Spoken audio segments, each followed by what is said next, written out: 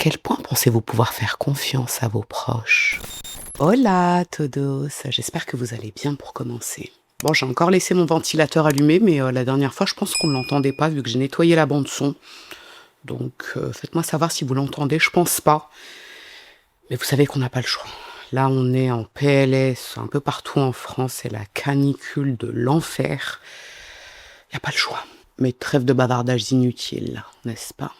Trêve de digression, parce que ça vous manque, hein, cette petite phrase. Ce que je vous propose à présent, c'est de cesser les digressions ici et maintenant. Je vous laisse vous installer tranquillement, et puis je vous dis à tout de suite. It was a devastating story. A wife, mother, and devout Christian battling terminal cancer in her 20s and 30s. We felt so bad for her. She was suffering in such a complicated and deep way.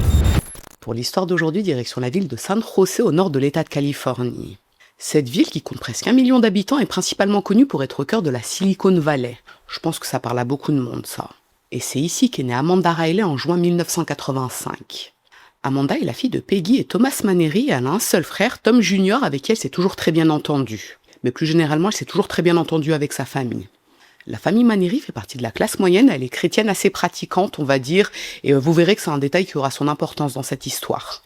Ce que l'on sait d'Amanda, c'est qu'elle a toujours été très appréciée par son entourage, que ce soit sa famille, ses amis ou ses camarades de classe. On dit d'elle qu'elle a toujours été très gentille, très bienveillante avec les gens, en plus d'être studieuse. C'est un peu ce qu'on peut appeler une fille populaire. Elle est jolie, elle est intelligente et en plus elle est cheerleader. Ça, c'est les ingrédients nécessaires pour devenir populaire au lycée. Elle a eu un parcours plutôt classique, comme je vous l'ai dit, elle était studieuse au lycée et après son équivalent du baccalauréat, elle s'inscrit à l'université pour entamer un cursus pour devenir enseignante. Ça a toujours été son rêve de devenir enseignante, parce qu'elle adore les enfants et c'est d'ailleurs durant cette période qu'elle devient professeure de danse. En fait, un jour, l'une de ses amies la contacte pour lui dire qu'elle connaît une femme du nom d'Aleta Souza qui recherche une prof de danse et de cheerleading pour sa fille Jamie. J'ai pas trouvé l'âge de Jamie sur internet, mais j'en déduis qu'elle avait entre 9 et 12 ans. Donc c'était une préadolescente. Pour vous contextualiser un petit peu, Aleta Souza est mariée à un homme du nom de Corey Riley. Corey est vendeur pour une entreprise qui commercialise des objets anti-incendie comme des extincteurs et la famille vit à San José. Et pour info, Corey, c'est pas le père de Jamie, c'est son beau-père. Et lui et Aleta viennent juste d'avoir un enfant ensemble, une fille de 6 mois, Jessa. Ça, c'était pour vous présenter un petit peu la famille. On n'a pas d'informations sur le père de Jamie, on ne sait même pas si elle le voit encore, mais dans la mesure où ça n'a pas d'importance pour cette histoire, on laisse ça de côté. Gardez en tête qu'à l'âge de 17 ans, Amanda est devenue professeure de cheerleading pour la petite Jamie. Et ce qui nous intéresse également, c'est que la petite Jamie souffre d'une leucémie lymphocytaire aiguë. En gros, c'est un cancer du sang, donc c'est une maladie assez grave. Et Jamie est en plus immunodéprimée. Ça signifie que son système immunitaire est plus faible, donc elle est plus susceptible d'attraper des maladies, et elle a plus de mal à en guérir. Disons que c'est une enfant fragile qui a des besoins très spécifiques, et à cause de ça, elle est très isolée. Elle n'a pas de copine, elle ne sort pas beaucoup, et elle passe la plupart de son temps à l'hôpital pour ses examens. C'est très dur à vivre pour elle, et c'est pour cette raison que sa mère Aleta a décidé de lui trouver une professeure de cheerleading, pour qu'elle sorte de sa solitude. Et bien sûr, les cours sont adaptés à son état de santé. Le but, c'est pas d'en faire une danseuse professionnelle, vous l'avez compris. Aleta cherche simplement à ce que sa fille se sociabilise un petit peu, qu'elle sorte un petit peu, et puis elle se dit que Jamie pourrait devenir copine avec Amanda. Après tout, elles n'ont pas beaucoup de différence d'âge. Quand Amanda commence à donner des cours à Jamie, tout se passe bien dès le départ. Comme je vous l'ai dit, elle n'a que 17 ans à ce moment-là, mais bon, ça lui fait un petit peu d'argent de poche. Et puis c'est aussi très valorisant de se dire qu'on aide quelqu'un qui a un état de santé fragile à faire quelque chose qui permette, on va dire, d'avoir un impact positif sur son moral. Les deux filles s'entendent très bien, elles rigolent tout le temps ensemble et elles deviennent rapidement amies, et même fusionnelles d'après Aleta. Amanda semble sincèrement touchée par l'état de Jamie, elle la voit un petit peu comme sa petite sœur. En fait, c'est hyper gratifiant pour Aleta parce que c'était un plan qu'elle avait monté pour sortir un petit peu sa fille de sa solitude. Et au final, elle se rend compte que sa fille s'est fait une très bonne amie. Son plan a parfaitement bien fonctionné. Aleta est tellement contente qu'elle intègre de plus en plus Amanda dans sa famille. C'est comme si c'était le 5e membre de leur famille en réalité.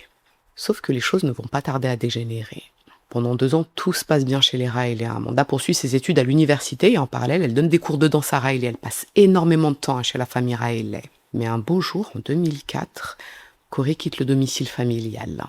Il explique à Aleta qu'il ne veut plus de cette vie, il n'est plus heureux avec elle. Il a enfin trouvé quelqu'un dont il est fou amoureux et avec qui il veut faire sa vie. Et je pense que vous l'avez deviné, il parle d'Amanda. Alors bien sûr, il le dit pas tout de suite à Aleta et Jamie, puisque Amanda continue de donner des cours de danse à Jamie. Mais il finit par leur dire la vérité, et elles sont choquées. En fait, c'est toute cette situation qui est choquante. Alors ok, ça arrive que des gens divorcent, c'est comme ça, c'est la vie. Mais là, Corey quitte sa famille pour la copine de sa belle-fille, qui a 12 ans de moins que lui. C'est-à-dire qu'à ce moment-là, Amanda a 19 ans et lui 31. Aletta avait accueilli chez elle Amanda comme s'il s'agissait d'un membre de sa propre famille. Et en réalité, elle sortait avec son mari dans son dos. On ne sait pas quand est-ce que cette liaison a commencé, mais j'ai lu sur plusieurs sites internet que ça a commencé dès le départ, donc quand elle avait 17 ans. C'est-à-dire qu'elle était encore mineure à ce moment-là. Est-ce que c'est vrai? En tout cas, même si Aletta est profondément choquée et blessée par cette situation, elle veut pas faire la guerre à Corey, puisque ça reste le père de sa fille. Jessa est encore toute petite et elle se voit pas la priver de son père. En plus, à côté de ça, elle est déjà très occupée par les problèmes de santé de Jamie, donc elle se voit pas se lancer dans une bataille judiciaire, que ce soit pour le divorce ou la garde de Jessa. Sauf que Corey ne l'entend pas de cette oreille. Pas du tout même. Après le départ de Corey, Aletta découvre qu'il a entamé des démarches judiciaires pour obtenir la garde exclusive de Jessa. Pas sa garde alternée, non, sa garde exclusive. Aletta ne comprend absolument pas pourquoi Corey fait ça. Jessa n'a même pas 3 ans à ce moment-là. Pourquoi est-ce qu'il veut la lui retirer? En plus, lui et Amanda viennent de s'installer à Los Gatos, c'est à côté de San José, donc il pourra voir sa fille quand il le veut. Pourquoi est-ce qu'il veut rentrer en guerre contre Aletta? Écoutez, on ne sait pas, parce que dans ce type d'histoire, on n'a pas tous les tenants et tous les aboutissants, mais vous verrez que ça a peut-être un rapport avec l'argent. Ce qui est sûr, en revanche, c'est qu'à cause de cette histoire de droit de garde, Aletta va être empêtrée dans une bataille judiciaire pendant très longtemps avec Corey, pendant de nombreuses années. On ne connaît pas la date précise de leur divorce, mais ça a été prononcé assez rapidement apparemment, entre 2004 et 2007. Amanda, de son côté, poursuit ses études, elle finit par obtenir son diplôme d'enseignante et elle trouve rapidement un emploi d'institutrice à côté de chez elle. C'est apparemment un emploi qui lui plaît, vu que c'est ce qu'elle a toujours voulu faire, et de ce qu'on en sait, écoutez, tous ses élèves l'adorent, les autres enseignants l'adorent, tout le monde l'adore. Disons qu'elle a un stade de sa vie où tout va pour elle, c'est-à-dire qu'elle a rencontré l'homme dont elle est apparemment follement amoureuse, même si les circonstances de leur rencontre sont assez discutables. Même la famille d'Amanda n'avait pas trouvé ça, on va dire, spécialement correct, que cet homme divorce pour être avec elle. Mais bon, ils ont fini par l'accepter vu que c'est l'homme qu'elle aime. Ils se marient en 2011 et quelques mois plus tard, en mai 2012, Amanda donne naissance à leur premier garçon, Connor. D'après les infos qu'on a sur cette histoire, Corey a toujours été un très bon père, que ce soit pour sa fille Jessa, donc la fille qu'il a eue avec Aletta, ou avec les enfants qu'il a eus ensuite avec Amanda. La seule personne pour qui il n'a pas été un bon père ou un bon beau-père, c'est Jamie, la fille d'Aletta. Alors bon, certains pourraient trouver ça compréhensible, après tout, Jamie n'était que sa belle-fille. Quand je dis que sa belle-fille, je me comprends, mais Jamie l'a très mal vécu. Quand Corey a quitté Aletta, il a apparemment quitté Jamie également, c'est-à-dire que il n'a plus jamais cherché après elle. Alors qu'il avait quand même partagé de nombreuses années de sa vie et qu'elle était très malade. Voilà, c'est assez discutable là aussi. En tout cas, en ce qui concerne ses enfants biologiques, apparemment Corey a toujours été un très bon père. Lui et Amanda ont une vie stable, ils semblent former un beau couple, une belle famille avec leur fils, ils vivent dans une belle maison, tous les deux travaillent et ils ont l'air d'être absolument heureux l'un avec l'autre. Donc on peut dire qu'il n'y a aucune ombre au tableau dans leur vie. Jusqu'à l'automne 2012. Un jour, au cours du mois d'octobre, Aletta scrolle sur Internet. Elle recherche notamment des informations sur la maladie de sa fille. Et là, elle tombe sur un blog nommé « Lymphoma can suck it ». On peut traduire ça par « le lymphome peut aller se faire foutre ». La personne qui tient ce blog, il raconte son parcours face à cette maladie. Aletta jette un coup d'œil aux articles, elle les lit attentivement, puisque comme je vous l'ai dit, elle recherche des informations pour la maladie de sa fille. Et là, elle découvre que c'est Amanda qui a ouvert ce blog. Amanda, il raconte qu'on lui a récemment diagnostiqué le lymphome de Hodgkin. Et pour info, un lymphome, c'est également un cancer, mais qui est localisé au niveau des ganglions lymphatiques. D'où le terme lymphome. Ganglions lymphatiques. Ces ganglions sont un élément essentiel dans notre système immunitaire, donc si ce cancer n'est pas traité, ça peut être mortel. Ça, c'était la petite parenthèse scientifico-médicale. Ce qu'Amanda explique sur son blog, c'est qu'on lui a diagnostiqué cette maladie 4 mois plus tôt, mais totalement par hasard. Elle venait d'accoucher de son fils au mois de juin et son médecin lui avait fait faire plusieurs tests médicaux pour vérifier qu'elle se remettait bien de son accouchement. Et c'est de cette façon qu'on a détecté une anomalie dans sa prise de sang. Lorsqu'ils ont approfondi les recherches à l'hôpital, ils se sont rendus compte qu'il s'agissait d'un cancer. Comme je vous l'ai dit, le lymphome, c'est un type de cancer et ça soigne assez bien quand c'est traité à temps. Mais dans le cas d'Amanda, ça a été détecté à un stade très avancé. En fait, ce qui s'est passé dans son cas, en tout cas d'après ce qu'elle explique sur son blog, c'est que elle avait confondu les symptômes du lymphome avec les symptômes de sa grossesse. Elle se sentait très fatiguée, par exemple, mais ça, c'est pas inhabituel pour une femme enceinte, donc ça l'avait pas alertée. Vu que ça a été détecté à un stade très avancé dans son cas, aujourd'hui, elle doit se battre contre cette maladie, alors que son enfant est encore un bébé, il n'a que 5 mois. C'est une situation qui est terrible, on va pas se mentir, mais dans son malheur, Amanda explique qu'elle a quand même son mari pour l'épauler, Corey. Aletta est bouleversée quand elle lit le blog d'Amanda. Alors ok, elles ont eu leurs différends par le passé, mais personne, ou presque, ne mérite d'avoir le cancer, encore moins quand cette personne a des enfants. Aletta a connu Amanda quand elle n'était qu'une adolescente, donc son parcours, ça lui rappelle un petit peu ce qu'elle a traversé avec Jamie, et ce qu'elle traverse encore, parce que sa fille est toujours malade. C'est pas évident de se battre contre une maladie qui vous fatigue et vous handicape au quotidien. Étant passé par là, c'est vrai que c'est très très compliqué. Il n'y a pas grand-chose qui vous donne le smile quand vous êtes au plus bas. Mais ensuite, on remonte. Aletta est tellement touchée quand elle lit le blog d'Amanda qu'elle lui envoie un message pour lui apporter son soutien. En plus, maintenant, elles ont chacune un enfant qui est le frère ou la sœur de l'autre enfant. Donc elles sont liées à vie. Disons que c'est une démarche plutôt sage et mature. On est d'accord. Et pourtant, Amanda ne l'entend pas de cette oreille. En fait, elle pense qu'Aletta essaie de reprendre contact avec elle pour l'attendrir. Elle pense que c'est une stratégie pour qu'elle et Corey abandonnent les démarches pour récupérer la garde de Jessa. Vous me direz, les rancunes sont parfois tenaces, mais dans ce sens-là, c'est quand même assez cocasse. Pourquoi c'est Amanda qui devrait en vouloir à Aletta? Quoi qu'il en soit, le blog d'Amanda décolle rapidement sur Internet. Pour donner un petit peu de contexte, à cette époque, au début des années 2010, les blogs fonctionnaient trop bien sur Internet. Et là, je m'adresse aux gens qui ont mon âge ou qui sont de ma génération. Mais les blogs, en réalité, c'était notre TikTok à nous. Les blogs, les forums, tout ça, tout ça. Amanda devient une sorte d'influenceuse avant l'heure et elle ne cache absolument rien à ses lecteurs. Et c'est sans doute ça, finalement, qui a créé de la proximité entre Amanda et ses lecteurs. Elle n'hésite pas, par exemple, à leur montrer ses courriers médicaux, le résultat de ses prises de sang, quand ça va mieux, quand ça va moins bien. À l'époque, c'était quand même assez rare que les gens malades se dévoilent autant sur Internet pour aider les autres. En plus, Amanda n'utilise pas son blog pour parler que de ses problèmes de santé. Elle en vient à partager de plus en plus de détails sur sa vie privée. Et de fil en aiguille, elle en vient à parler de ses différends avec Aletta. Ce qu'elle raconte, c'est qu'elle et son mari veulent simplement que Jessa puisse passer le plus de temps possible avec son père pour qu'elle puisse grandir avec lui. Mais ce combat l'épuise beaucoup maintenant qu'elle doit également soigner son cancer. Elle est exténuée par toute cette situation. Et elle ne se gêne pas pour dépeindre Aletta comme une mère négligente et une droguée. Bon, par contre, les sources sur cette affaire ne précisent pas si Aletta était une droguée ou pas. J'ai pas l'impression que c'était le cas, mais on ne sait pas. Ce qu'on sait en revanche, c'est que l'une des lectrices du blog d'Amanda a sa fille qui est scolarisée dans la même école que Jessa. Quand elle lit cet article qui parle d'Aletta et qui la dépeint comme une droguée, elle fait un signalement aux services sociaux. Cette femme dira plus tard, pour se justifier, qu'elle était tellement préoccupée par la situation de Jessa qu'elle s'est sentie obligée de faire ce signalement. En fait, elle voulait que les services sociaux vérifient si Aletta était vraiment une droguée pour pouvoir protéger Jessa le cas échéant. Et dans la mesure où ce signalement n'a eu aucune suite, on peut en déduire qu'Aletta n'était pas une droguée. Bon, il y a eu pas mal d'affaires comme ça également en France, vous savez, des greluches et des rombières qui appelaient les services sociaux pour faire des signalements pour des influenceuses qu'elles n'aimaient pas. C'est tellement fou de faire ça. C'est complètement délirant de prendre le temps d'aller faire des signalements parce que t'aimes pas une personne, que t'aimes pas une influenceuse. Ouais.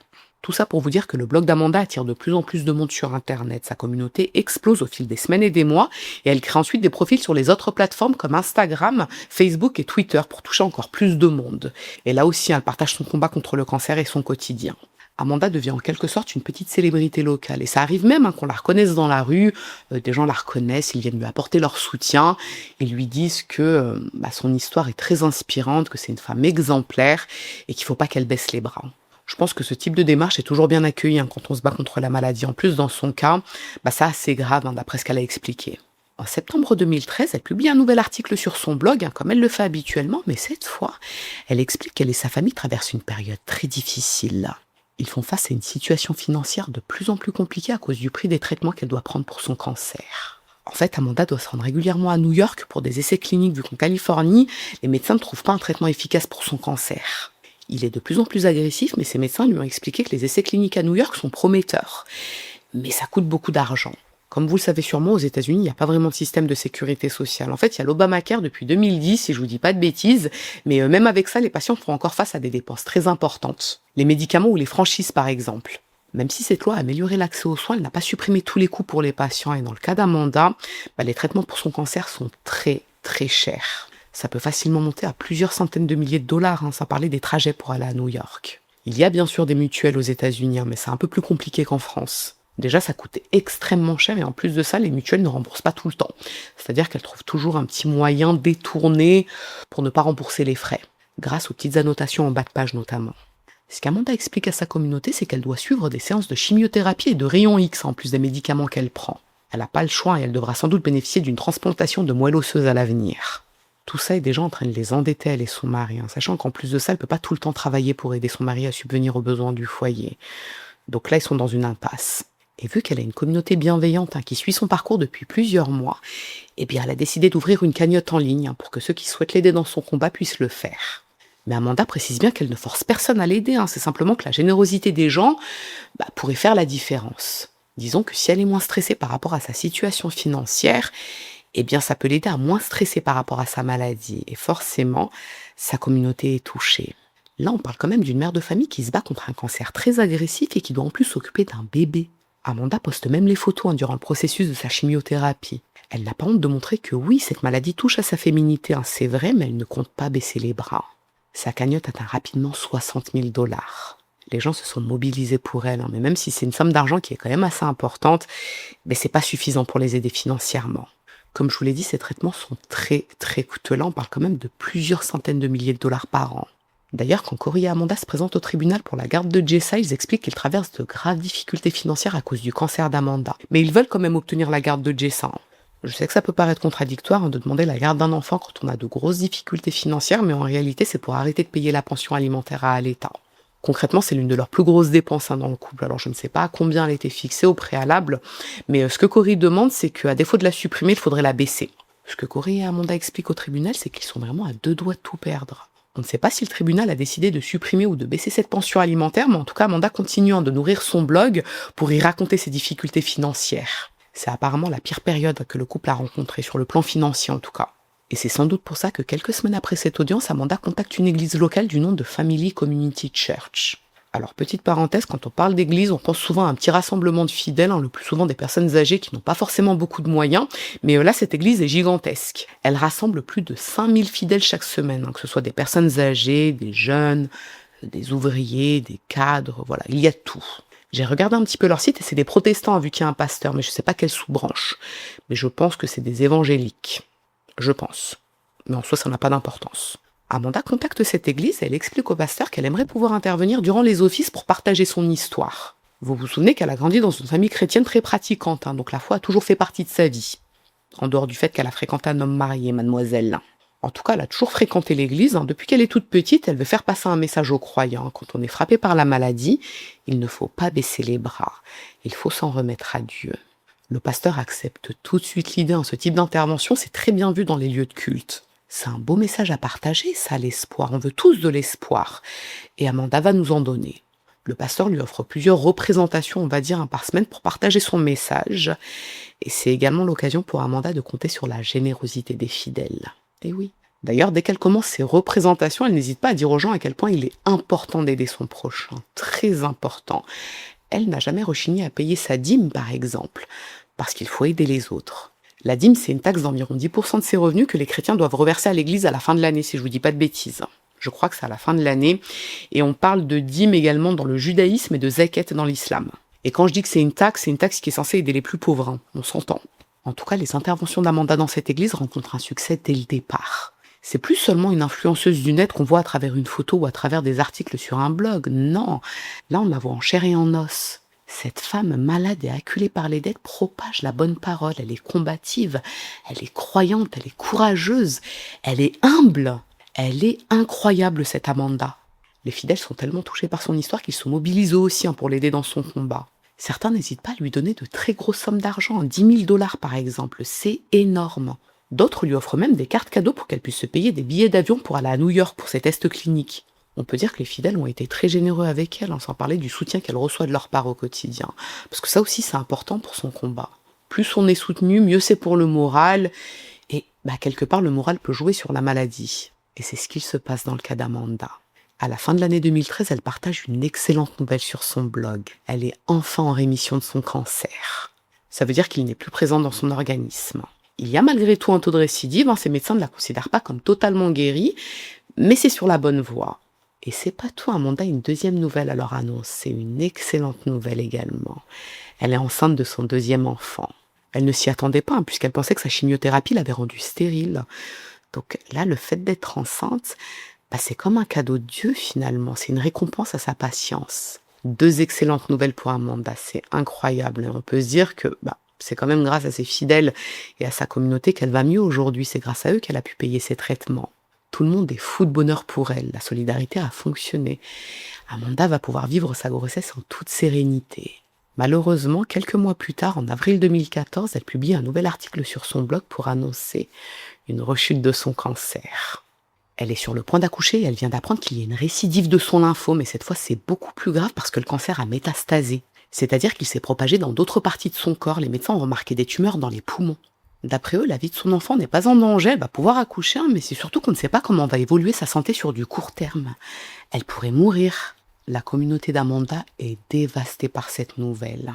Tous ses lecteurs lui conseillent de rejoindre des groupes de parole pour les personnes atteintes de cancer. Le fait d'en parler, ça pourrait l'aider sur le plan moral. Amanda s'inscrit à plusieurs groupes de parole et tout de suite elle trouve des personnes qui la soutiennent et qui tentent de l'aider du mieux qu'elles peuvent. On lui donne des conseils pour l'aider à surmonter son cancer, on l'écoute, ce genre de choses. Et tout le monde est touché par son histoire. Même si elle est très entourée, c'est pas évident ce qu'elle traverse. Alors ok, oui, il y a son mari, il y a sa famille, elle a des amis, mais là, elle peut en mourir. Le même mois, elle donne naissance à son deuxième fils, Carter, et les semaines qui suivent, elle continue de poster sur ses réseaux sociaux. Et ses lecteurs remarquent qu'elle va de mieux en mieux. Finalement, ils sont rassurés parce que ça veut dire que ses traitements fonctionnent. C'est une bonne nouvelle. Quelque temps après, Amanda trouve même un emploi principal dans une école privée dans la ville de Gilroy, Pacific Point Christian School. Et dès son arrivée, Amanda est très bien intégrée. Tout le monde est au courant qu'elle mène un combat acharné contre le cancer. Une enseignante de l'école est déjà atteinte d'un cancer. Donc pour Amanda, disons que c'est un énorme soutien d'être comprise.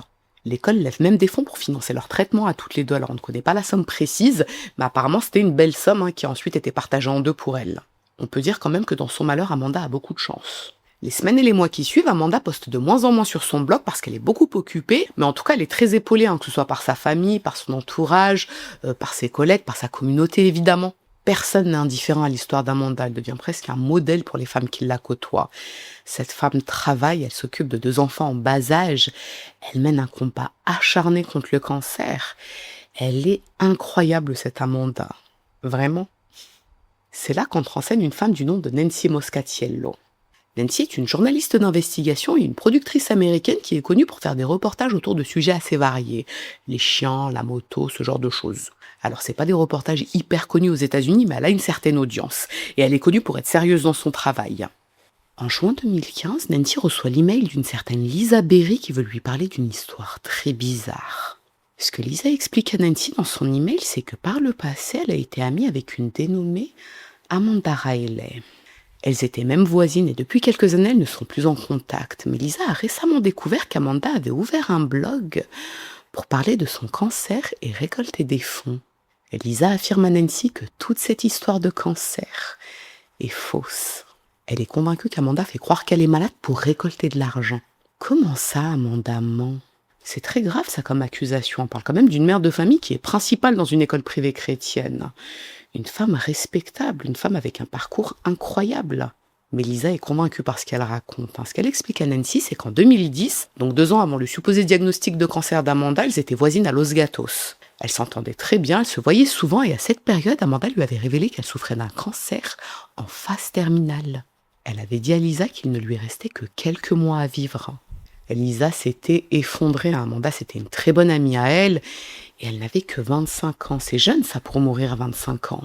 Lisa avait fait son maximum pour aider Amanda. Elle était très présente pour elle. Elle lui avait même donné de l'argent parce qu'Amanda lui avait expliqué qu'elle avait des difficultés financières pour ses traitements médicaux. Mais au bout d'un moment, Lisa avait commencé à avoir des doutes. Elle avait l'impression qu'Amanda lui mentait un peu sur tout et n'importe quoi. Elle lui avait dit, par exemple, qu'elle préparait un doctorat en psychologie, alors que Lisa ne la voyait pas aller à l'université. Amanda lui avait aussi dit qu'elle et Corey allaient être pris en photo pour être sur la couverture d'un grand magazine américain, pour leur mariage. Mais Lisa n'avait jamais vu cette photo sur la couverture de ce magazine. Et surtout, elle avait l'impression qu'Amanda était très incohérente quand elle parlait de son cancer, notamment en ce qui concernait ses traitements. Elle donnait pas l'impression d'être en phase terminale, Amanda. Mais ce qui avait surtout convaincu Lisa, c'est un épisode très bizarre qui s'est déroulé chez elle. Un jour, Amanda l'avait appelée pour lui dire qu'elle sortait de l'hôpital parce que les médecins avaient retiré des fluides de sa boîte crânienne, quelque chose en rapport avec son cancer. Mais l'après-midi même, elle était venue chez elle avec Jessa, la fille de Corey. Elle avait nagé pendant plusieurs heures dans sa piscine. Comment c'est possible qu'on t'ouvre la boîte crânienne le matin et l'après-midi tu vas passer plusieurs heures dans l'eau ? Il y a des précautions à prendre normalement, non ? Dans le doute, Lisa avait appelé l'une de ses amies qui travaille dans un service oncologique dans un hôpital. Elle lui avait posé la question. Elle lui avait demandé si c'était possible et son amie avait été formelle. Après une opération de ce genre, c'est impossible de passer l'après-midi dans l'eau. C'est impossible. Donc, Amanda lui avait menti. Lisa s'était sentie tellement trahie qu'elle avait coupé les ponts avec Amanda au début de l'année 2012, peu de temps avant qu'elle ouvre son blog. Amanda avait essayé de renouer avec elle par tous les moyens possibles et imaginables. Elle l'avait harcelée au téléphone, surtout pendant la grossesse de son premier garçon. Mais Lisa ne lui répondait plus. Une fois, elle avait quand même accepté de lui répondre au téléphone. C'était au début de l'année 2012 et Amanda lui avait dit que sa grossesse était en train d'éradiquer son cancer. Un miracle médical d'après elle. Bon, Lisa avait raccroché et elle l'avait bloqué. Et voilà que maintenant, Amanda a de nouveau un cancer. Lisa est convaincue qu'Amanda a récidivé. Elle a inventé toute cette histoire pour gagner de l'argent. Donc il s'agirait d'un scam. On appelle ça un scam aux États-Unis, c'est-à-dire une tromperie qui est destinée à faire croire quelque chose de faux pour obtenir de l'argent, de l'attention ou d'autres avantages. Comme je vous l'ai dit, Nancy est journaliste et productrice, et ça c'est un sujet vraiment très intéressant pour une émission de télé. Mais c'est également un sujet très délicat à traiter. On ne peut pas accuser quelqu'un de mentir sur sa santé sans aucune preuve, surtout quand il s'agit d'un cancer. Après tout, Lisa cherche peut-être à se venger d'Amanda, peut-être qu'elle ment, peut-être qu'elle veut attirer l'attention. Le meilleur moyen de le savoir, c'est d'enquêter. La première chose que fait Nancy, c'est de décortiquer le blog qu'Amanda a ouvert en 2012. C'est très très long, je vous laisse imaginer. Nancy y passe tout son été, littéralement. Elle cherche à vérifier s'il y a des incohérences dans les articles d'Amanda, et pour être sûre de ne rien louper, elle demande à l'une de ses amies qui travaille dans le médical de l'aider. Et très rapidement, Nancy et son amie se rendent compte qu'il y a beaucoup de trucs qui ne collent pas, déjà en ce qui concerne les traitements d'Amanda. Elle a vraiment donné beaucoup de détails sur son blog, et elle avait noté les types de traitements qu'elle prenait. Sauf qu'il y a des traitements dont les molécules ne peuvent pas interagir entre elles, au risque de la tuer. Il y a même certains médicaments qui ne sont absolument pas prescrits pour le cancer qu'elle est censée avoir. Bon, après on peut se dire que, dans la mesure où Amanda suivait également des tests cliniques à New York, peut-être que les médecins ont mis en place un traitement révolutionnaire qui n'est pas encore connu en Californie. Pourquoi pas? Tout est possible. Nancy contacte alors les hôpitaux dont Amanda parle sur son blog, et vu qu'elle ne peut pas leur demander directement si Amanda est leur patiente et si elle souffre d'un cancer, elle tape du vice. Il y a le secret médical aux États-Unis, comme partout dans le monde, donc Nancy ne peut pas leur demander des informations qui font partie du secret médical. Logique. Donc elle leur demande si actuellement il y a des essais cliniques chez eux pour le type de cancer qu'Amanda a. Et tous sont formels. Non, ça n'existe pas, ni à New York, ni en Californie, ni nulle part ailleurs, à part dans la tête d'Amanda. Conclusion, elle a menti. Dès le mois de septembre, Nancy contacte les autorités de Californie pour dénoncer Amanda, parce que ce qu'elle a fait est très très grave. Elle a fait croire qu'elle avait un cancer pour récolter des dons. Et ça, c'est illégal aux États-Unis. C'est même passible d'une peine de prison, pour vous dire. Les autorités forment aussitôt une cellule d'enquête pour travailler avec le fisc, parce que, dans la mesure où Amanda n'a rien déclaré ces dernières années, on suppose qu'en plus d'avoir fait croire qu'elle avait un cancer, elle a fraudé le fisc. Et là, c'est 2 chefs d'inculpation bien distincts, et c'est très, très grave. D'ailleurs, si je vous dis pas de bêtises, c'est à partir de ce moment-là que l'affaire devient fédérale. Enfin, en tout cas, qu'elle est gérée par les autorités fédérales. Rien que le mot fédéral fait peur. Et quand Amanda découvre qu'il y a une enquête fédérale sur elle, elle inonde son blog d'articles pour expliquer à sa communauté qu'elle traverse une nouvelle épreuve. Des gens sont jaloux d'elle et de sa réussite. Ils ont contacté les autorités et une enquête est en cours. C'est un scandale. C'est injuste. Elle est malade. Amanda jure qu'elle n'a rien à se reprocher. Elle n'a jamais menti sur sa maladie. Elle est vraiment malade. Et ces gens sont jaloux d'elle. Et de toute façon, les autorités ne vont pas tarder à découvrir qu'elle a dit la vérité. D'après elle, c'est simplement une formalité dans la mesure où il y a eu un signalement. Les autorités étaient obligées d'ouvrir une enquête. Elle sera bientôt blanchie. Ou pas. Un matin, au cours du mois de février 2016, la police se rend chez Amanda pour une perquisition et toute sa maison est fouillée de fond en comble pour vérifier si elle vit au-dessus de ses moyens, par exemple. Dès le départ des enquêteurs, Amanda se jette sur son ordinateur pour raconter sur son blog ce qui lui est arrivé. Mais elle ne donne pas tout à fait la vraie version de l'histoire. Ce qu'elle raconte, c'est que son domicile a bien été fouillé par les autorités, mais pas dans le cadre de sa maladie, loin de là. Pas parce qu'on pense qu'elle a menti sur son cancer, absolument pas. Non, le fisc et les autorités ne doutent pas qu'elle a un cancer. C'est simplement qu'elle avait oublié de déclarer au fisc les dons qu'elle a reçus. Elle va devoir payer une taxe pour ça. Elle va régulariser ça le plus vite possible et le problème sera réglé. Really, Amanda? Les semaines et les mois qui suivent, l'affaire commence à s'ébruiter dans la région. Alors on ne dit pas clairement qu'Amanda est une menteuse et une scameuse, mais les gens commencent à se poser des questions. L'enquête est toujours en cours à ce moment-là, ça prend du temps et Amanda continue d'alimenter son blog pour dire qu'elle est innocente, elle n'a jamais menti, elle subit une cavale injuste. De toute façon, la justice va finir par lui donner raison, c'est qu'une question de temps, sauf qu'au début de l'année 2017, elle est licenciée par l'école où elle travaillait. On ne sait pas encore pourquoi, je vous le dirai plus tard, mais c'est une période qui est très compliquée pour la famille Riley. Mais plutôt que de lancer une cagnotte, ils partent au Texas.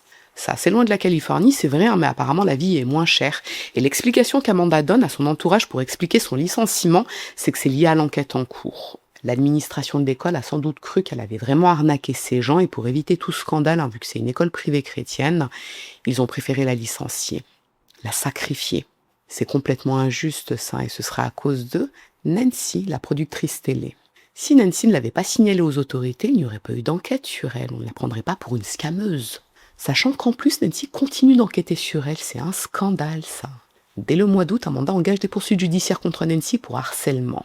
Et elle demande également une ordonnance d'éloignement à son encontre. D'après Amanda, Nancy la stalk depuis plusieurs mois pour prouver qu'elle ment, alors qu'elle ne ment pas. Elle est vraiment malade.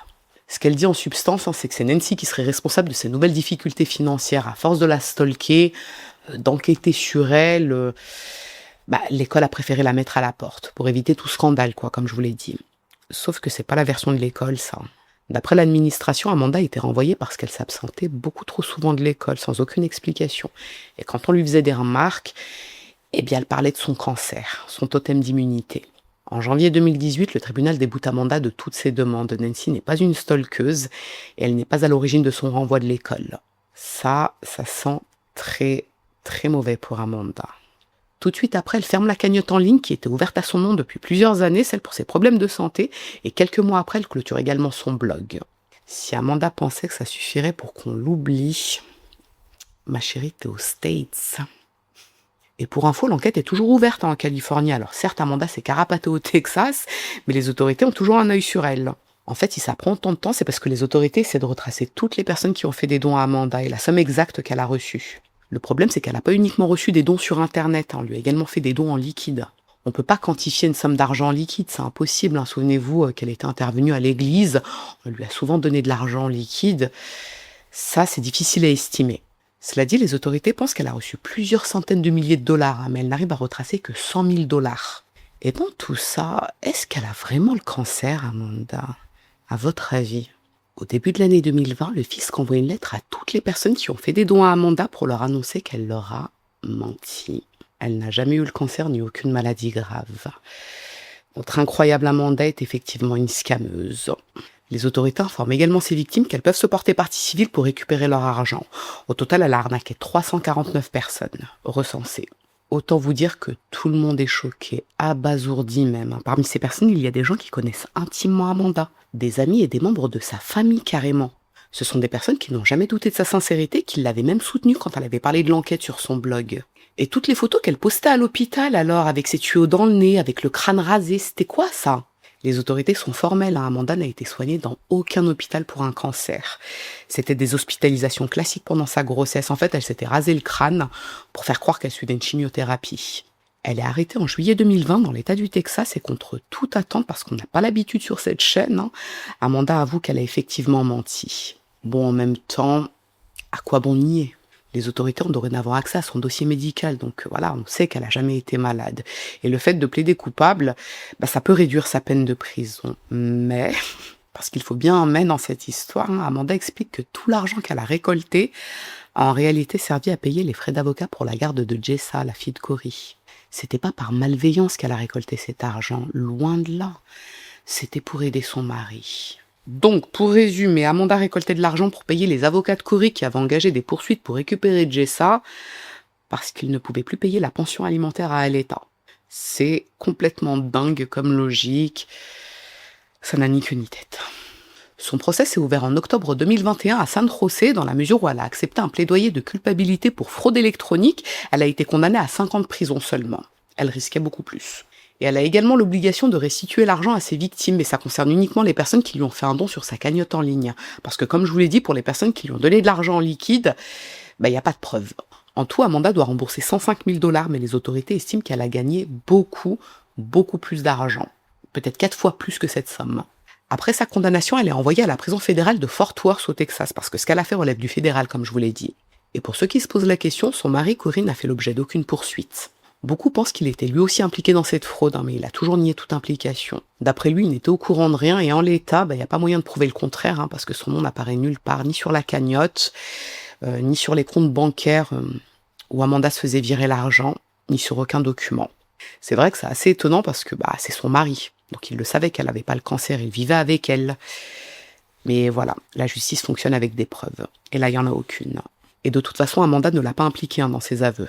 Et pour ceux qui se posent aussi la question par rapport aux documents médicaux qu'elle postait sur son blog, c'était falsifié là aussi. Elle trouvait des prises de sang sur Internet, ou alors elle faisait des trucs, des montages. Vous savez, vous prenez un document PDF, je sais pas, les résultats de quelqu'un, vous faites un petit coup de I love PDF là sur Internet, ça vous le transforme en Word, et après vous pouvez noter votre nom, vous pouvez changer les résultats, voilà. Les proches d'Amanda ont bien sûr réagi à sa condamnation, notamment son frère Tom, et il a pris sa défense. D'après lui, sa peine de prison est beaucoup trop lourde. Alors oui, ce qu'elle a fait, c'est très grave, ok, elle a escroqué des gens, mais d'après lui, si elle avait inventé cette histoire de cancer, au départ, c'est surtout parce qu'elle recherchait de l'attention. Et c'est vrai que quand elle a ouvert sa cagnotte en 2012, elle n'a pas demandé d'argent tout de suite aux gens. Elle avait attendu un peu plus d'1 an. Donc on peut se poser la question. D'ailleurs, c'est la même chose pour son amie Lisa, vous savez, celle à qui elle avait dit qu'elle avait un cancer en phase terminale. Au début, elle lui demandait pas d'argent. Elle en a demandé ensuite, mais c'était pas de très grosses sommes. Ce que sa famille pense en réalité, c'est qu'elle souffre du syndrome de Munchausen. C'est un trouble mental qui pousse des gens à s'inventer des maladies pour susciter de la pitié et de la compassion. Et on parle du syndrome de Munchausen par procuration quand une personne rend l'un de ses proches malade pour susciter de la compassion. Et je pense que l'affaire la plus célèbre qui en parle, c'est l'affaire Rose Blanchard et Didi Blanchard. Vous savez, la dame qui faisait croire que sa fille était handicapée, qu'elle ne pouvait pas marcher. Elle lui rasait la tête, elle l'avait même fait opérer. Elle lui avait fait des trucs de dingue. Elle lui avait fait retirer, je crois, ses glandes salivaires. Et elle lui avait fait mettre un tuyau dans le ventre en inventant tout un tas de maladies auprès des médecins chez qui elle amenait sa fille. Et ça s'était très mal fini pour la mère, Didi, donc, puisque l'histoire, c'est qu'à la fin, sa fille était sortie avec un mec et l'ont tuée. En tout cas, Rose avait demandé à son ex-petit copain de tuer sa mère pour se libérer de ça. Je vous ai fait les grandes lignes de l'histoire, mais j'ai vu une interview de Rose Blanchard sur TikTok. Elle était passée dans l'émission d'un podcasteur et c'était super intéressant. Et elle était revenue sur toute l'histoire. Bon, après, il y a des gens qui doutent de ce qu'elle raconte, mais ses dossiers médicaux parlent pour elle. Sa mère a effectivement fait croire à l'époque qu'elle était malade et elle lui a fait des dingueries. C'est une réalité. Alors, dans le cas d'Amanda, cette explication suscite quand même pas mal de réactions parce que elle a quand même arnaqué des gens. Amanda faisait croire qu'elle était malade, mais elle n'a jamais dégradé sa santé pour paraître plus crédible. Elle demandait de l'argent aux gens.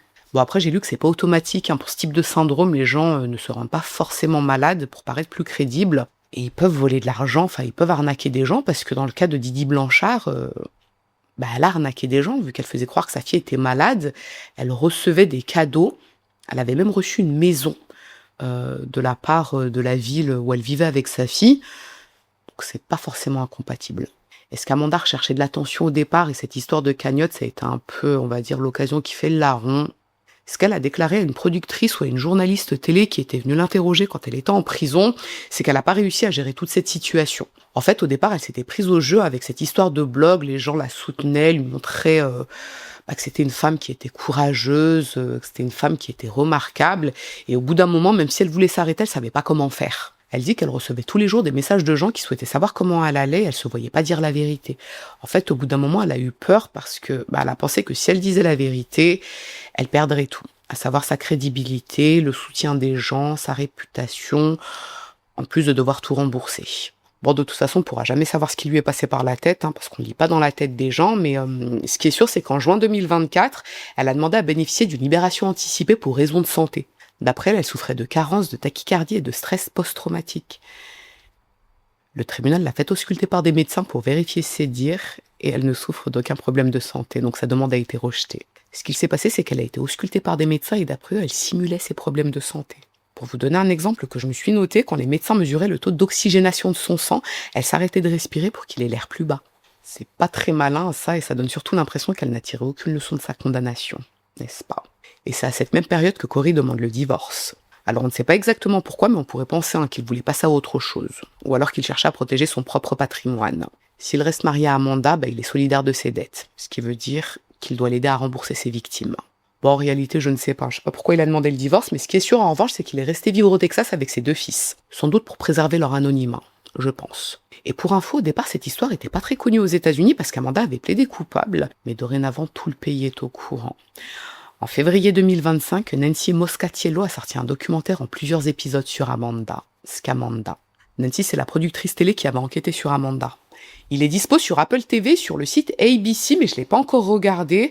Cela dit, j'ai vu un petit trailer, je crois qu'on dit ça comme ça, un trailer, et ça a l'air super bien fait. Mais quand j'ai vu que c'était payant, j'ai dit non. Il est hors de question qu'Amanda me scamme par proxy. Hors de quest. Bon, alors autant vous dire que ça a relancé un énorme intérêt autour de toute cette affaire et autour de la présumée implication de Corey. Parce qu'on va pas se mentir, ça paraît quand même vraiment insane de se dire qu'il n'était au courant de rien pendant toutes ces années.